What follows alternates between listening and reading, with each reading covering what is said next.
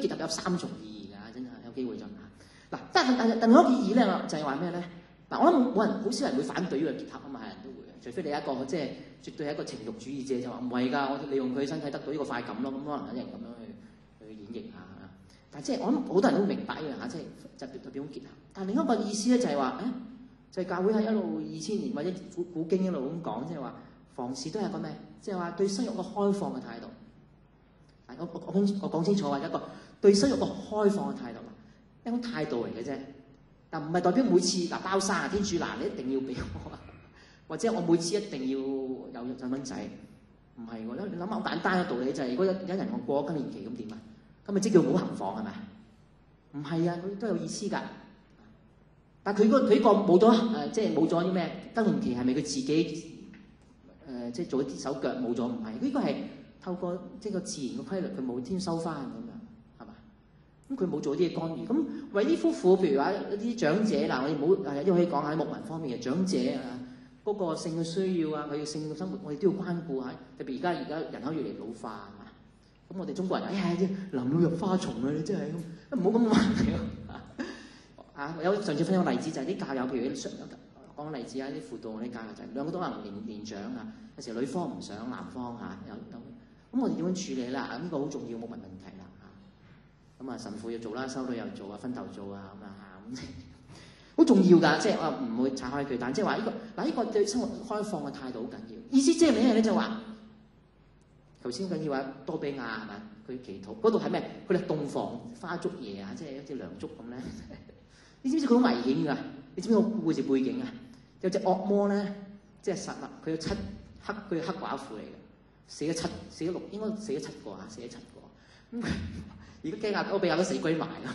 咁所以佢祈禱啊，所以咧喺教宗講呢個反省好好嘅，呢個係一個 life and death， 佢面對一個兇惡喺度，面對危險喺度。但係咧，佢哋喺當中嘅咧，佢哋依靠天主。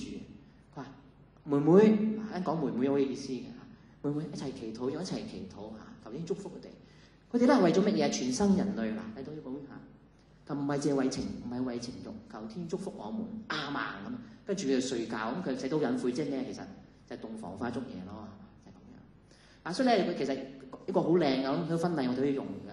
其實講真，我哋今日夫婦，我哋咁多夫婦啦，我哋行房之前有冇祈禱啦？老婆祈禱有冇？其實要㗎，你都聖經教啊嘛。就可以求咗咩？天主係願意，即天主如果係意思咧，我願意接受生命。你每次都係咁噶。天主如果你願意話接受，你俾我就好願意。嗱，如果個夫婦話好唔想細蚊仔，真係好可能心理嗰人，佢好唔想，佢唔想。但係佢都話，但係天主如果你願意俾我咧，我要接受。咁佢冇問題啊？冇問題，冇問題。嗱，譬如舉多例子，譬如有個病人，佢患咗癌症，好痛苦嘅。佢求天主收翻佢嘅生命，有冇錯啊？冇錯。但係佢點解冇錯法就係天主，你收翻我生命啦，好唔好啊？但係唔好照我意願，但要照你嘅意願成行。其實呢個冇問題嘅喎。我嗰日聽一個神父分享，佢幫佢祈求埋，佢希望天主收佢，因為佢好辛苦真係。但係咧，我人唔可以做啲嘢，叫咁啊，幫你做安樂死咯，咁樣打支毒針毒死佢，得唔得啊？記住安樂死同埋阻引咧，其實好相似嘅，聽到啊？你睇到嗰個道理啊？佢都死啦，佢都死啦。一個就係自然死，佢都係死啊！醫生話佢就嚟死啦，點解咁痛苦啊？嗱，我其實好關心佢，我就打支針佢。咁呢個就叫咩？我叫謀殺嘅咯喎。咁都係死㗎啦，咁樣，但係唔同嘅喎，個方法唔同啦。嗱，點解唔同咧？因為我講翻佢個最大嘅背景嘅。生命呢樣嘢咧，我哋要咩嘅？唔係我哋有啲嘢唔掂得嘅，係天主。天主收翻個生命，佢收翻個生命。天主俾個生命，我就俾個生命。我哋唔可以有啲嘢去搞佢。所以如果再講就係嗰啲基因嗰啲嘢嚟㗎。呢個好大嘅基因，譬如基因改造啲基因嗰啲，可唔可以其實好大嘅倫理問題，我哋要反省嚇。大家睇唔睇到嗰種嘅關係啊？其實就係呢樣嘢。所以搞好清楚，一個人咧，我哋俾佢裝。如果一個人咧，佢就要死㗎啦，我哋唔需要做一啲好過分嘢，加重佢嘅辛苦，為咗續命。我哋天主教唔係咁睇，但我哋唔可以做啲直接咧，打支針，譬如好簡單啦，打支針割條喉，或者唔俾佢食，唔俾佢水，唔俾佢飲多啲。呢啲唔係，呢啲就唔係叫做自然死亡啊！呢叫咩？呢啲叫謀殺啊！教會一定會反對，就係個方法得唔得啊？所以我哋尊重個生命啊，最尾都係天主嗰樣啊。OK， 咁呢個嗱記住啊。咁另外咧，凡爾都再講啦，分享個聖召嗱，又去翻個處境啊。所以你問呢個問題，可唔可以節育呢個問題？你問下，你知唔知自己講緊咩先？你知唔知自己有召叫嚟㗎？你知唔知自己其實一個好大嘅身份㗎？啊！有啲冇結婚人佢冇呢個召叫，佢有另外一個召叫啊。但你作為一個召叫，你就有個使命啊，你就完成一啲天主喺你身上要完成嘅計劃。嗱，呢個聖召好得意喎，就係兩方面嘅啊，就係一啲客觀性嘅嘢啊，就係聖召你結合啦，另外幫參與天主嘅即係延續生命嘅使命。但同時聖召亦都滿全咗嚟嘅，即係有個主觀性，即係唔係我有時諗咧，好似話講起啲嘢咧，好似係好似天主外在加於你嘅，你唔準呢樣嘢啊，你唔準節育啊，你又唔準咩啊？其實唔係，當你跟天主嘅所謂法律嘅時候咧，跟天主知，其實你先得到真正嘅幸福啊！你信唔信啊？呢個就係聖召，啲聖召就係咩？就係回應你自己作為人、作為夫婦應有嘅身份。你能夠做一啲嘢係達到呢個身份，你就滿全咗自己，你就幸福咯。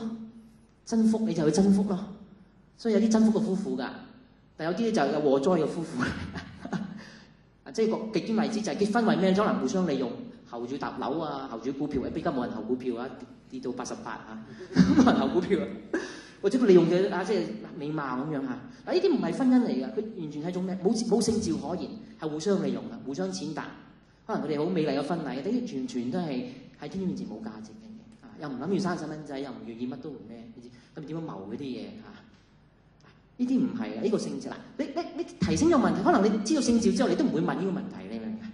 嗱，教宗想我哋要深入去反省啊，佢唔係你俾答案我啦，佢俾答案你，不過想你明白佢嗰度成個嗰個即係嗰個氣氛係乜嘢？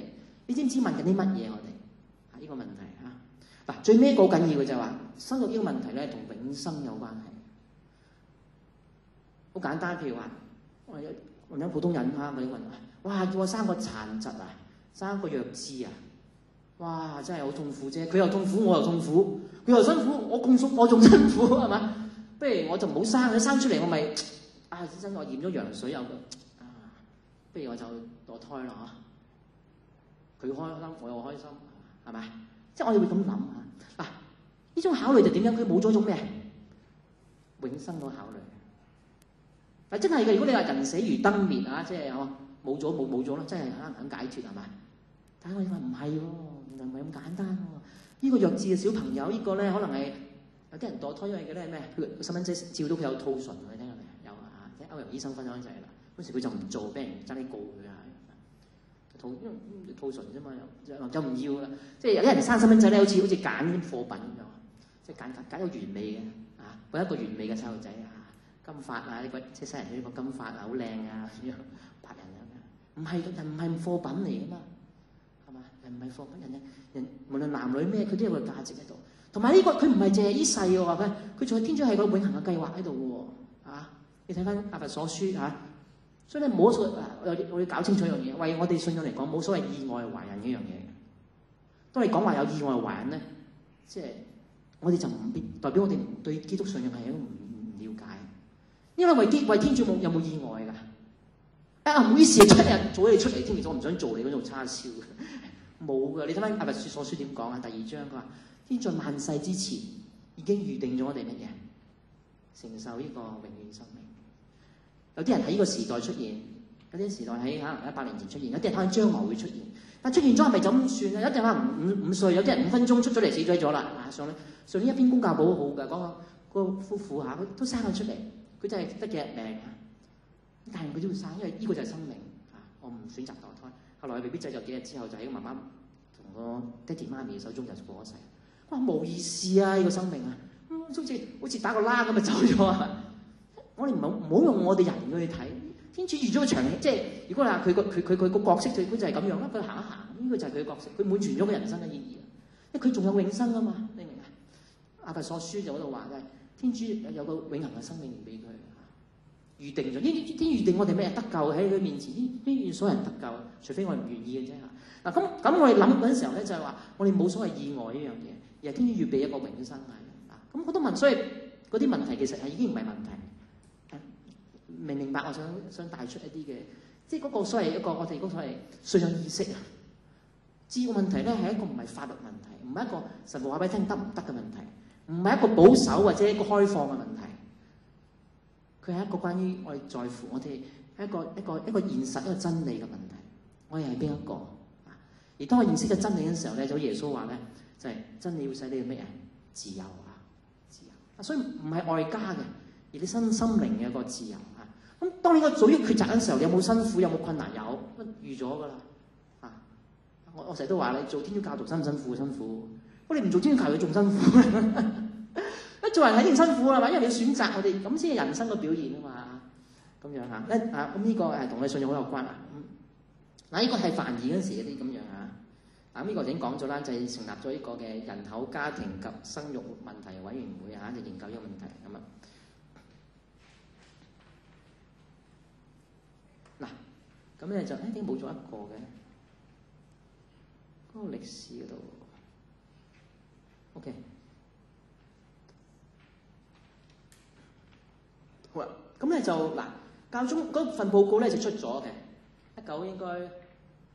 唔知67、66到咁，其實嗰陣時咧就咁嘅嗰個報告咧，其實有兩份嘅嚇，唔知一份咧就係話有一份有意見，有兩個意見，一個就係話有好多嗰個委員會咧，好多超過一半嘅成員咧就贊成教會應該修改呢個，應該改，應該容許夫婦咧喺某種情況之下可以阻孕嚇。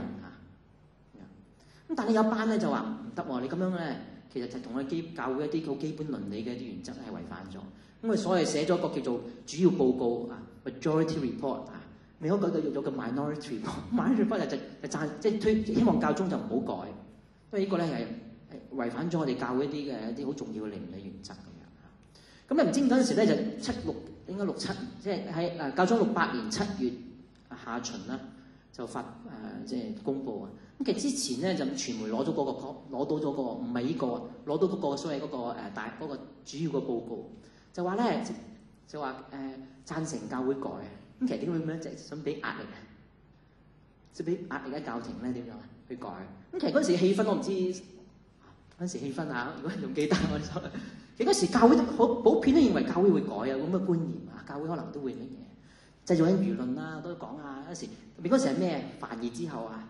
要講咩咧？自由咯，我哋都好多嘢咧可以討論啦，已經可以大家照自己良心啦咁樣。嗰時有嘅即係話個教會係會改，教宗會聽嘅嚇。已經梵二之後咯，禮儀改革咩都改革啦係嘛，樣樣都改咁樣。點知啊，1968年教宗咧就出咗啦，呢個通諭就話就講咁就話人工避孕咧係不可以嚇。哇！嗰陣時咧就好犀利啊！咁其中我哋本會婚姻輔導會成立原因其中係因為回應緊呢個問題啊，即係關於呢個即係嗰陣時就關於節育嘅問題，所以我就推廣自然家庭計劃。OK， 咁我好快講下，其實好短嘅啫，真係即係9蚊好快睇完，有你上網好快睇完。嗱，教宗佢講下，即係話佢話幾個樣嘢。嗱，我哋睇個別問題節育咧，深唔深入？我哋唔可以睇人即係個別佢心理或者佢經濟嗱，嗰啲要考慮嘅話，但係我哋睇人咧要睇成，即係唔可以睇局部。好辛苦啊，或者佢經濟問題、人口啊，所謂爆炸問題。我哋睇人都要睇成個，佢係邊一個啦？佢嘅使命啦，佢嘅身份啦對佢個神益啦佢嘅追求佢嘅善啦佢嘅使命啦，即係我哋應該整全嘅。